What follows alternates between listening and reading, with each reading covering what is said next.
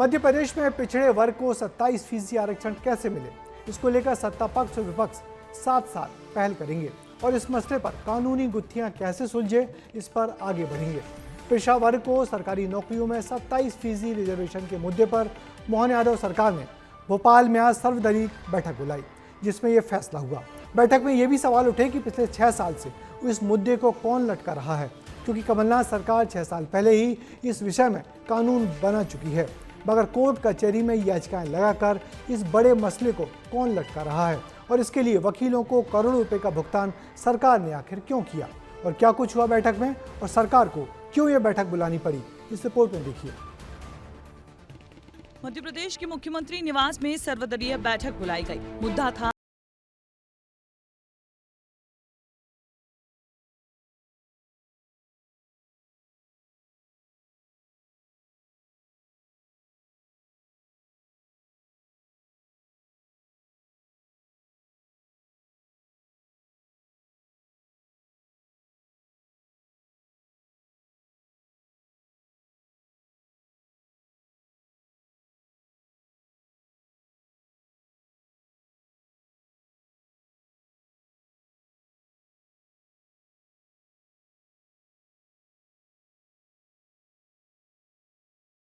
हुए कहा 6 सालों से आप लोग कर क्या रहे थे।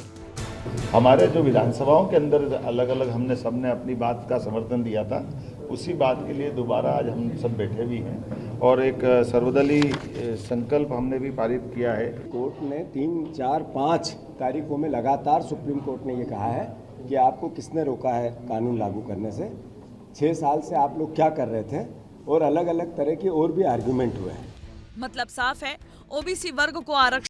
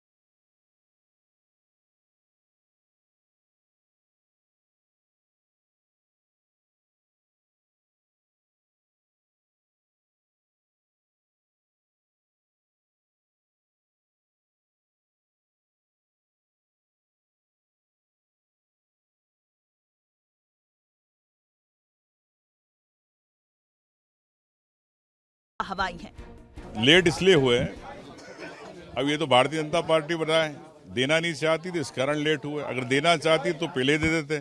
क्यों सुप्रीम कोर्ट के अंदर आप आवेदन लगाते रहे, क्यों पिटीशंस लगाते रहे? ये चाहते ही नहीं थे कि पिछड़ों को आरक्षण मिले। 27% आरक्षण भारतीय जनता पार्टी और भारतीय जनता पार्टी की सरकार चाहती है। कांग्रेस को अगर ऐसी राजनीति करनी है सस्ती लोकप्रियता के लिए, तो ये गलतियां कांग्रेस पहले से करती रही है और मुझे लगता है कि उन्हें राज्य के पिछड़े वर्ग के लोगों के हित में एकजुट होने में उनकी सहमति है नहीं है, फिर उनको स्पष्ट करना चाहिए।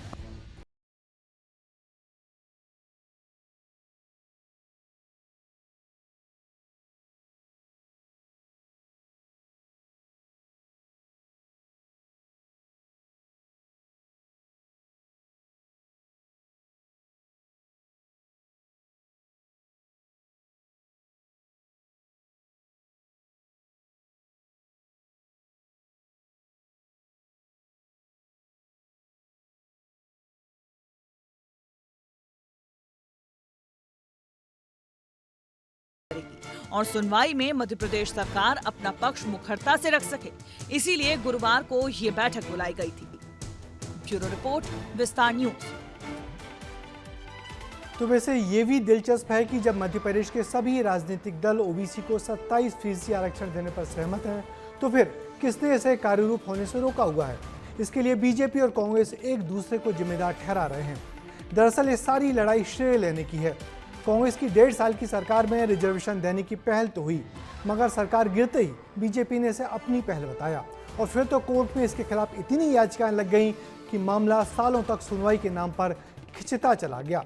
सुप्रीम कोर्ट ने इस देरी के लिए सरकार को कड़ी फटकार भी लगाई है।